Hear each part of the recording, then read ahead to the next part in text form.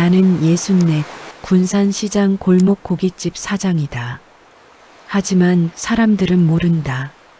내가 35 젊은 시절 아내의 배신을 두 눈으로 보고 울음소리 가득한 갓난아이와 단둘이 남았다는 것을.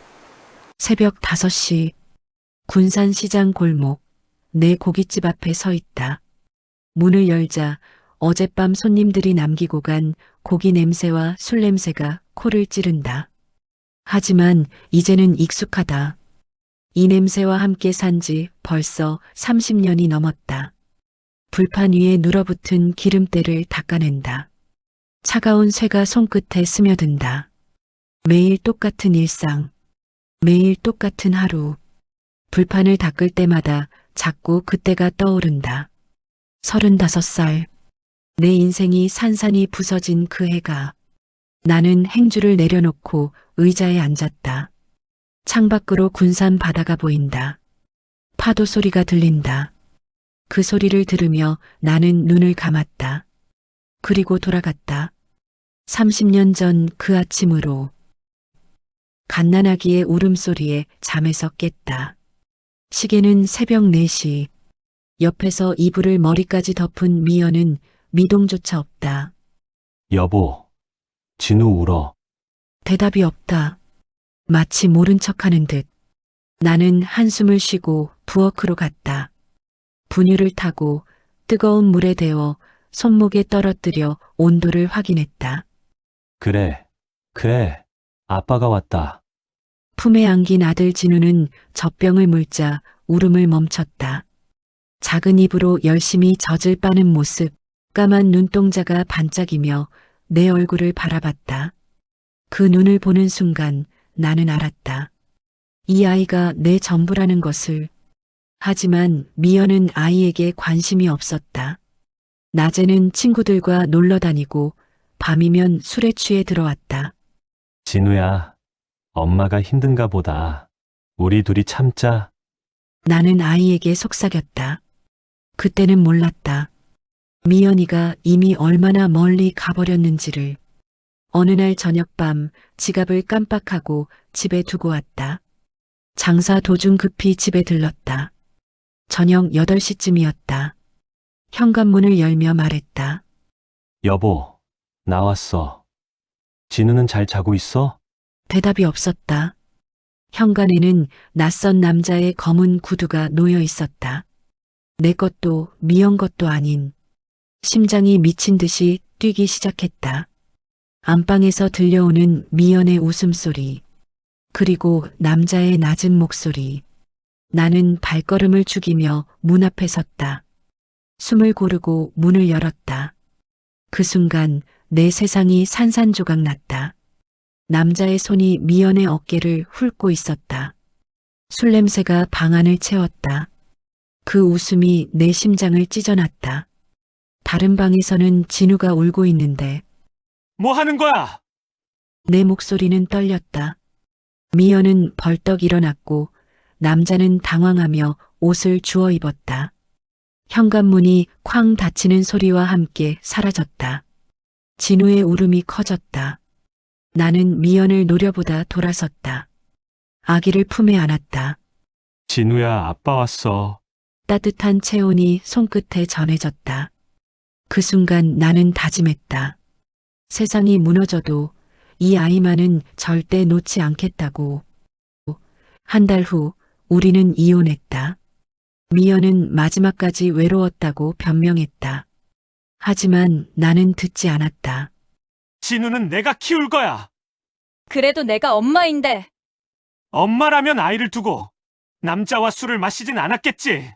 그 말에 미연은 아무 대답도 하지 못했다. 결국 진우는 내 품에 남았다.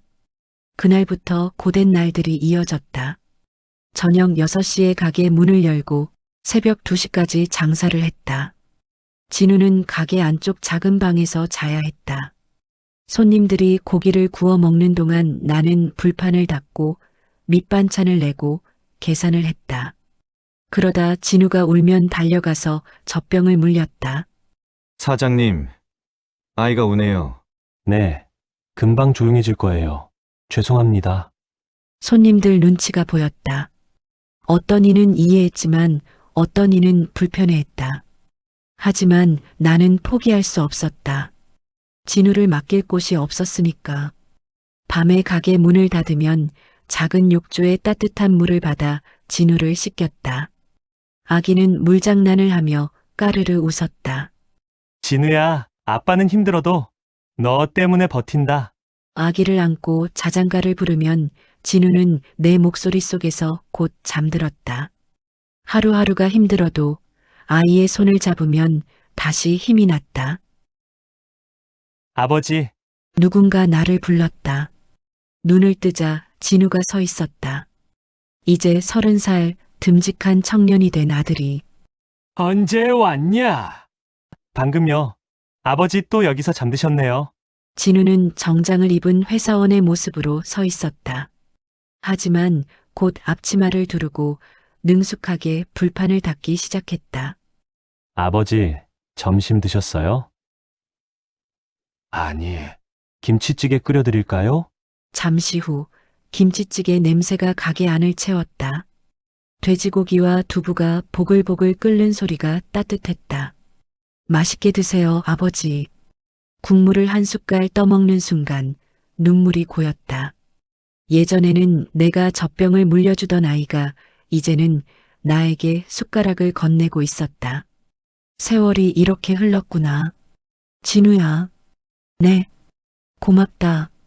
아들은 환하게 웃었다.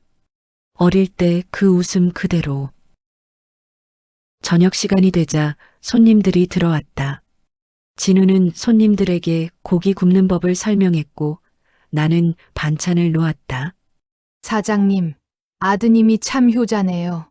네, 맞습니다. 나는 대답하며 아들을 바라봤다. 이 아이는 내 인생의 가장 큰 선물이자 내가 버틸 수 있었던 이유였다. 밤 11시 마지막 손님이 나가고 우리는 설거지를 했다. 진우는 그릇을 씻고 나는 불판을 닦았다. 아버지, 내일도 올게요. 아니다. 너도 바쁠 텐데. 아버지 혼자 하기엔 힘드시잖아요. 그 말에 가슴이 뜨거워졌다. 어릴 때부터 진우는 내 곁을 지켰다. 내가 아플 땐 이마에 손을 얹고 힘들 땐 내 어깨를 주물러 주던 아들.